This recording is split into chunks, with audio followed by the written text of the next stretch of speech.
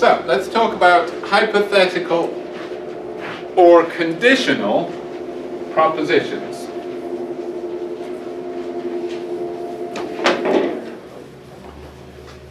And I'm going to use those terms interchangeably. Hypothetical propositions are conditional propositions.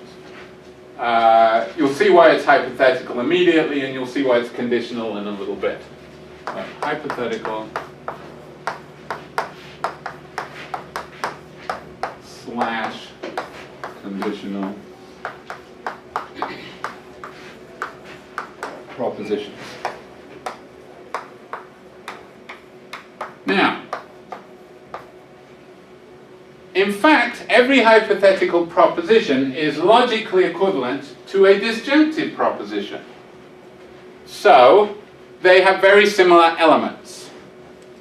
Just as disjunctive propositions have two disjuncts, which are themselves propositions, so a hypothetical proposition also has two smaller propositions, joined together by a logical word. And instead of the logical word being or, the logical word is then. And wherever there's a then, you will see what ahead of this one? If. So it is an if-then statement. Now, cast your minds back to the mists of time at the beginning of the semester, and we actually talked about ands and ors and if-thens. Can you remember in what context?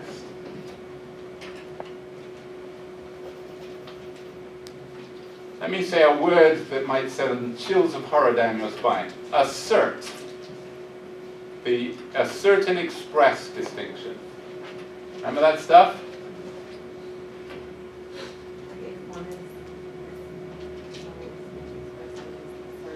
Well, yes. Remember, suppose I say A and B. Suppose I say a sentence that is A and B. So like today is Wednesday and this is logic. And I tell you that whole sentence is true. If that whole sentence is true, what do you know about today is Wednesday? True. It's true. What do you know about this is logic? It's true. It's true. So that means in that sentence both the component parts are asserted. And that's what and does. However, replace it with the word or. So suppose I say, I either have coins or keys in my pocket. Suppose that's true. Do you know that I have coins in my pocket? No. No. Do you know that I have keys in my pocket? No. No. So in that case, neither is asserted. Remember that? So that's the logical difference between and or. What about if then? Suppose I say, if I have coins in my pocket, then I have keys in my pocket. And I tell you that's true. Do you know I have coins in my pocket? No. Do you know if I have keys in my pocket? No. No. So just like or, neither of these is asserted. Okay, so that's a similarity right there. Now there's a difference between disjunctions and hypotheticals. Disjunctive propositions you can call disjunctions, and hypothetical propositions you can call hypotheticals.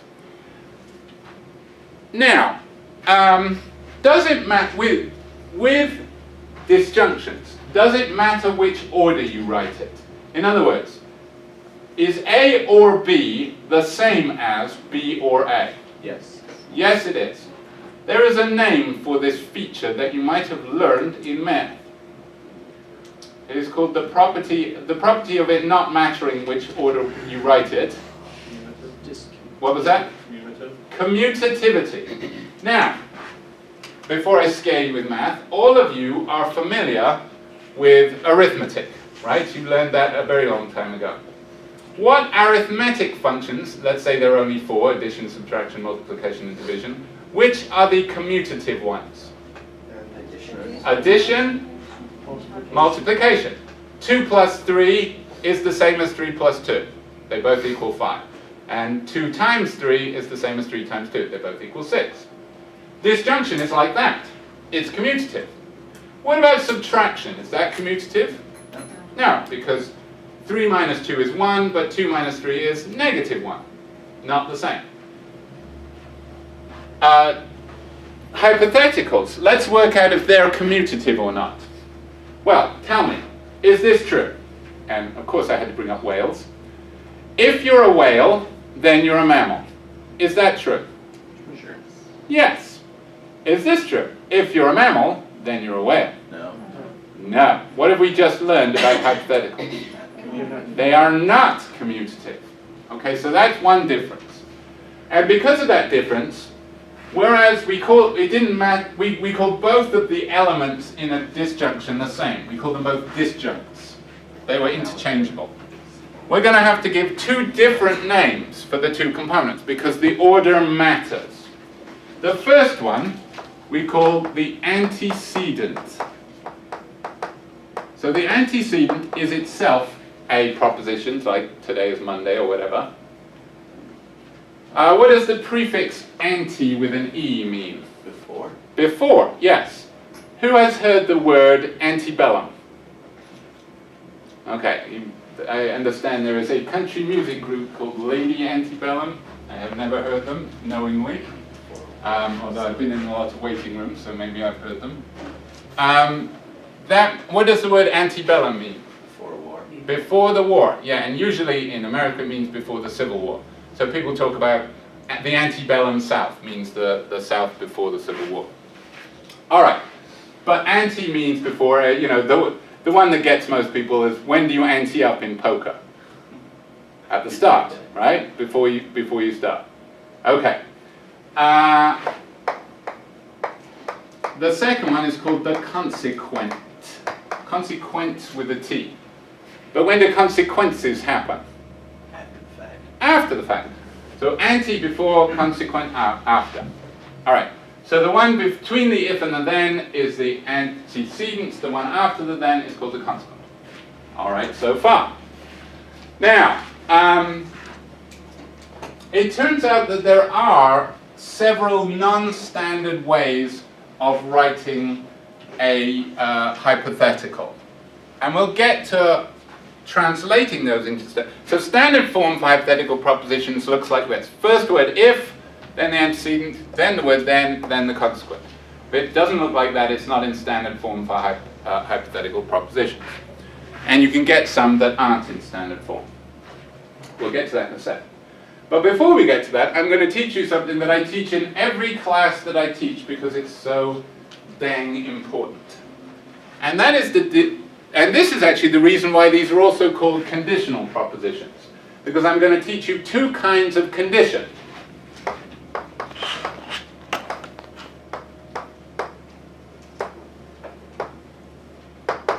The first one is called necessary.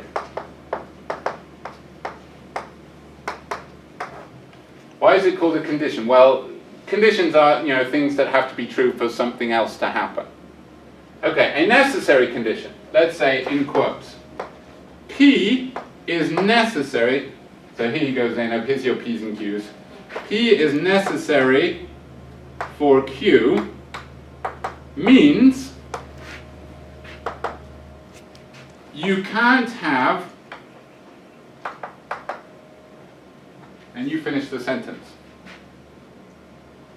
You know what necessary means. You can't have Q without P. You can't have Q without P. Why? Because you gotta have it. That's what necessary means. You can't have Q without P. Okay. The other kind of condition, does anyone know? Sufficient. Sufficient. Yes. Okay. P is sufficient for Q. And, incidentally, you can either say sufficient for, or you can say is a sufficient condition. And the same thing applies to necessary. So you can either just say P is necessary for Q, or you can say P is a necessary condition. So P is sufficient, or P is a sufficient condition for Q means P guarantees Q. That's right. What is another word for sufficient beginning with E? Suppose someone's filling my wine glass and I'm very fancy, I might say that's sufficient. What would be a better way of saying it? Enough, yes. So sufficient means enough. So if P is sufficient for Q, P is enough to ensure that you already have Q. Or another way of putting that is P guarantees Q. All right, those definitions are a little abstract. Let's come up with a couple of examples. Having gas in your tank, let's say that's P, what kind of condition is that for your car starting? You say necessary. Now, here's an important point. Showing that something is necessary is not the same as showing that it's not sufficient, because you can have something be both necessary and sufficient for something else, and you can have something be neither necessary nor sufficient. So it's not enough to show that something is not sufficient to show that it is necessary. So why is it necessary? Why is having gas in your tank necessary for your car starting? There you go. You can't start your car without gas, unless you've got a Nissan Leaf, but you don't, do you? Nobody in Michigan drives an electric car. Maybe 2 people in Ann Arbor. Okay, so that's necessary. Why isn't it, or well, no, I've kind of given it away. Is it sufficient? No. All right, why not? Well, fuel in the vehicle doesn't start it. Yes, you can have a full tank of gas, And the car still won't start. and it's hypothetical propositions. Hypothetical or, what is the other name for hypothetical propositions? Conditional. Why? Well, let me, I said stumped you. Maybe we'll come back to that in a second. But what is standard form for hypothetical or conditional propositions? Yeah, if one proposition, let's call it P, then another proposition, let's call it Q. What do we call the proposition that is between the if and the then? The antecedent. What do we call the proposition that is after the then? The consequent. Okay. Now here comes the part that explains why they're called conditional propositions. Last time I told you about necessary and sufficient conditions. The antecedent is which one of them for the consequent? Sufficient. What does that mean? You can get a Q if you have P. Yes. So it doesn't necessarily. I mean, basically, you can define sufficient in terms of if-then. P is sufficient for Q means if you have P, then you have Q, automatically. It guarantees it. So P is sufficient for Q, and so being a whale is sufficient for being a mammal. So if you're a whale, then you're a mammal is true. Being a whale is sufficient for being a mammal. Being a whale guarantees that you will be a mammal.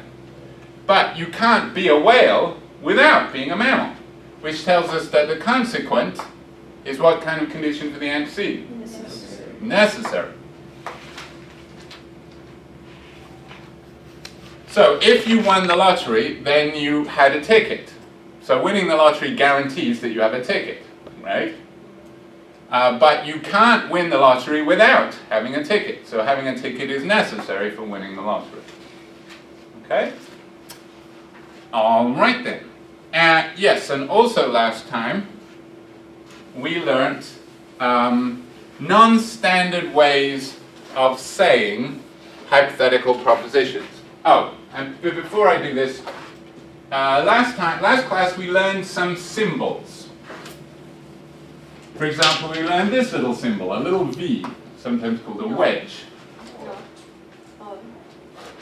Or, yes, I didn't even get to ask the question. I was going to say, what does that symbolize? And you answered it. It's or. What is this called, first of all? Tilde. And what does it symbolize? Not. That one symbolizes not. Now, we're not going to need this actually before the midterm, but what is the name of this symbol? And what does it represent? And. Now, there is one more symbol that I'm going to introduce so that I can be lazy today. And that is the symbol for then. In the book, don't write this down, they use this symbol. We're not going to be using that symbol because I hate it. It's ugly. Ick. That's sometimes called the horseshoe. It's rather old-fashioned anyway. Us hip, cool people use the arrow. And I think that's a little bit more intuitive. So in other words, if P then Q can be symbolized P arrow Q. That's how you would symbolize a hypothetical proposition. And it's kind of intuitive because P is sufficient for Q, so P leads to Q. P guarantees you Q. I think it kind of works. All right, so if P then Q, I'm going to use this three-line symbol, which is like a super-duper equal sign, which means is logically equivalent to. So if P then Q is logically equivalent to P arrow Q. That's what I've just told you. How about this one? P comma if Q. What's that logically equivalent to? If Q, then P. So if I put this into standard form is first word if, a proposition, then the word then, and then another proposition. So this is if P then Q, this is if Q then P. Why? Well, you notice that here the word if precedes the Q, which is the clue that Q is the antecedent. Okay? Now what about this one? This is the one that gives the people the most trouble. So you have to concentrate hard. P only if Q. What's that logically equivalent to? The word only makes a difference, so it's not going to be if Q then P. Well, here's one way to think about it. What do we say? Let's give two contrasting. Let's give an example of each of these. Is this true? You will win the Olympic 100-meter race if you enter it. Is that true for you personally? No, it is not true, let's assume. I don't see Usain Bolt in this room. Okay? So, there is a false statement. You will win the Olympic 100 meters if you enter it. What about this one? You will win the Olympic 100 meters only if you enter it. It's a necessary quality for Q or for P. Yes. So, well, hold that thought. I want the answer to this question first. You will win the Olympic 100 meters only if you enter it. Is that true? Yes, it is. Or another one, is this true? You will win the lottery, the Michigan lottery, if you buy a ticket. Is that true? Sadly, no. Buying a ticket does not guarantee that you will win it. Is this true? You will win the Michigan lottery only if you enter it. Only if you buy a ticket. Yes. So notice they can't mean the same thing, because this one's true, and this one's false, and this one's true. So, what's the difference? Here, Q is sufficient for P. Here, Q is necessary for P. And that means that Q must be the consequent, because the consequent is necessary for the antecedent. So how do we write this one? If P then Q. So basically, if you see the words only if, you can just replace them with an arrow. You don't even have to change the order. Whereas if you see the word if by itself, you do have to change the order. Okay? So, you win the race only if you enter it means if you won it, what do we know? You must have entered it. One more before I introduce a new fact that we didn't get to last time. P unless Q.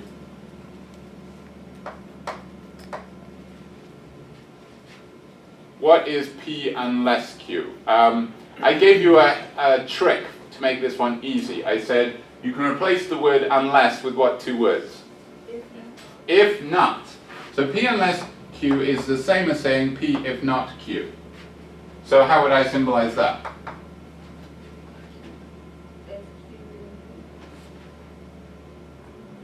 Tilde Q. Yes, if not Q, then P. Right? Okay. That'll do. Those are the most common non-standard forms. Now, here's an important new fact. Well, it's not new to logic, but it's new to you. You can write this down. Every hypothetical proposition or conditional proposition, whatever you want to call it, is equivalent to its contrapositive. Write that down.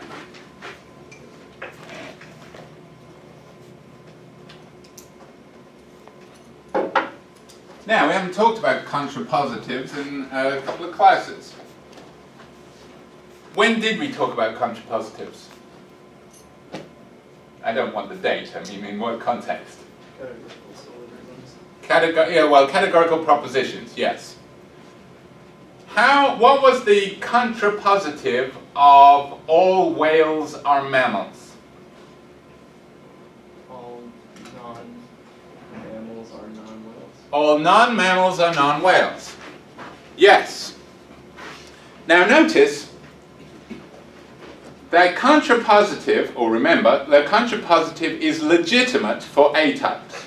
So in other words, if all whales are mammals is true, the contrapositive will also be true. So all whales are mammals is true, all non-mammals are non-whales is also true.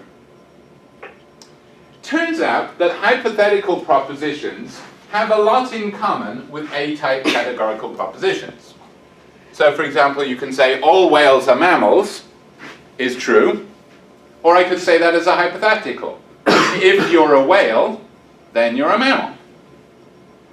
So just as contrapositive is legitimate for A-type categorical propositions, it also works for hypothetical propositions, only with a few adjustments. So for example, contrapositive for categoricals involves first of all switching the terms and then replacing each term with its complement.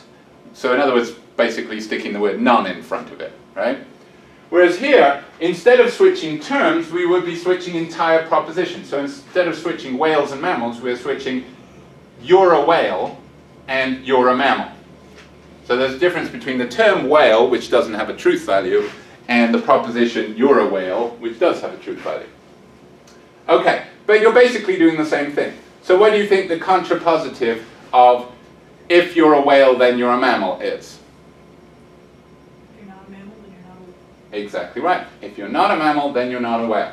So if P then Q is equivalent to what? What is the contrapositive of that? Not Q. If not Q, then not P. So you negate each of them and then you flip them. Remember, there's two stages to contrapositive. It's negation and flipping. So, if you won the race, then you entered it, what is the contrapositive of that? If you don't enter the race, you don't win it. Yes, or you have to mess around with tenses, but of course logic doesn't really care about tenses. It doesn't deal with tenses. It's just talking about states of affairs. It doesn't care when they happen. So sometimes it sounds better to state it in the past tense. Sometimes it makes more sense to state it in the present tense. But logic just regards them as the same. All right. So essentially, every hypothetical proposition is equivalent to its contrapositive. So if P then Q is equal to if Q not Q, then not P. Okay so far? All right, look at this sheet then. On the front of it, it summarizes all the stuff you've already learned and all the stuff you're going to learn today. But on the flip side of it, it's got some exercises. Let us turn to those now.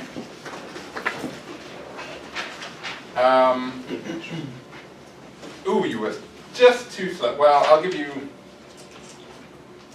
Oh, you're in luck. I have a spin. All right, let's start with you, Kat. Could you read the first one, please? If you missed your first serve in 10 minutes, you get a second try. Isn't that nice? All right.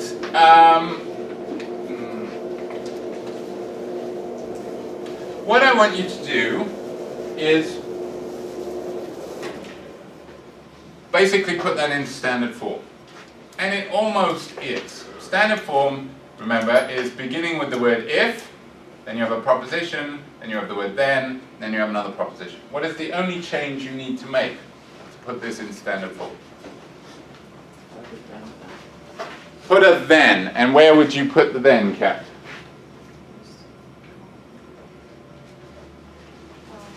After comma. Well, basically instead of the comma. Yes, so it just turns out that it's a quirk of English that, you know, you're allowed to replace the word then with a comma. But to put it in standard form, we need the then stated explicitly. So if you miss your first 7 tennis, then you get a second try. So we could symbolize that as M for miss, arrow, T for try. What is that equivalent to by the rule I just gave you?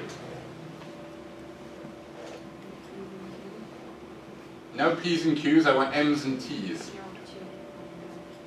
If not T, then not M. What would that be in English? If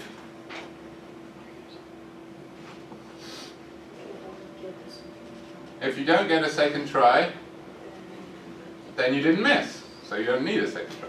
Yes. All right. Number 2. Who's there? It's Karen. You lose the point if you miss the second try. Okay. So if you miss the second try, then you lose a point. yes. So if M, then L, which is equivalent to. If not L, then not L. So if you don't lose the point, what do we know? You didn't miss the second try. All right, number 3, Jet. Is he asleep? Okay, we'll skip over to Josh. Joe will go to the party only if Amy goes. Okay, so we'll say J stands for Joe going to the party. That's J, and Annie going to the party is A. So what's that? If A, then J. Ooh, that would be right if not for one word. What is the word that makes your answer wrong? Only. So if it was just J if A, then you were right. But it's J only if A. What's that? If J, then A. Yes. So if Joe's at the party, what do we know? Annie must be at the party. Or perhaps a more intuitive way of putting it is the contrapositive, which is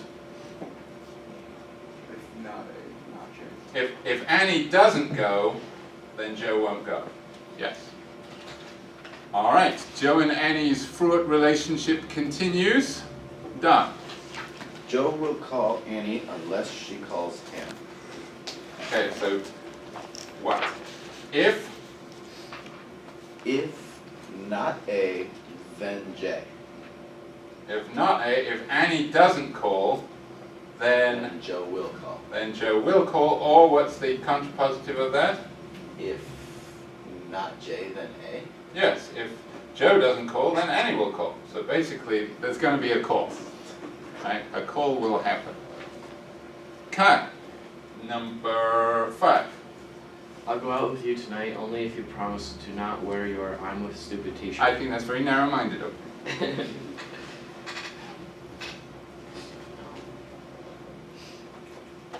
So, would this be If- in terms of O and P, or? Well, whichever. You can just say it in English. If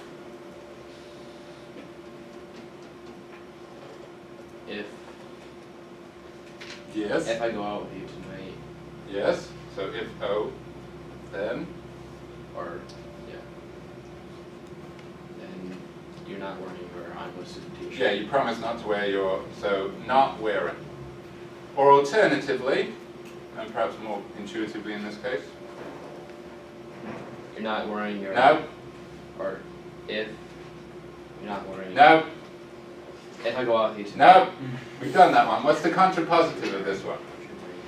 if you're wearing it, because remember, we switch the terms and negate them. So we put not W at the front, but then it becomes W, because the negation of not W is W. So if you are wearing your I'm the stupid t-shirt, then Then I'm not going out. then I'm not going out. Yes. Okay. Fair enough. Number 6. Who have we gotten to? Chris isn't here. Jamie. Unless you've taken philosophy 202, you cannot take philosophy 321. That'd be, so the two, Let's say L for taken philosophy 202 because it's logic, and M for philosophy 321 because that's metaphysics. so then it would be, so the L, Bless you. How many metaphysics then? then 321. Well, you're taking logic, aren't you? And M.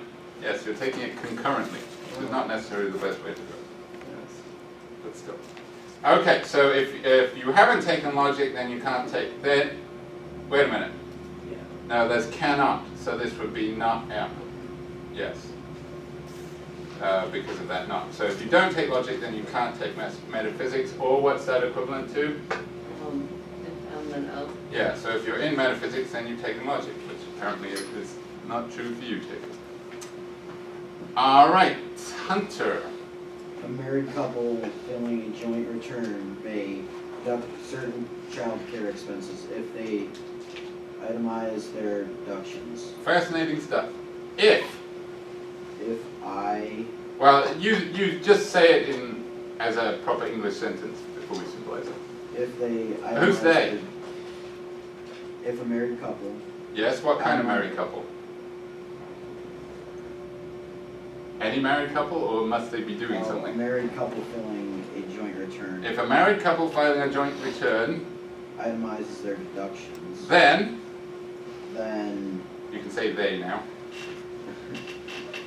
they may deduct certain child care expenses. Yes, that's right. I'm not even going to bother symbolizing that one, but basically, yeah, I guess if itemize, then deduct, which is equivalent to, If not P, no, there's no P, this is D. if not D, If they don't get to Then- deduct it, not I. it's because they didn't itemize their expenses. Yes, good. What's going on here? Something, no Ebola jokes. I don't think you sneeze. You just die. Number 8. It is Brandy. Whenever Sally's father calls, she starts to chew her nails. Some issues there, I think. Um, If. If she starts to chew her nails, then Sally's father calls. No. Why not? What's that?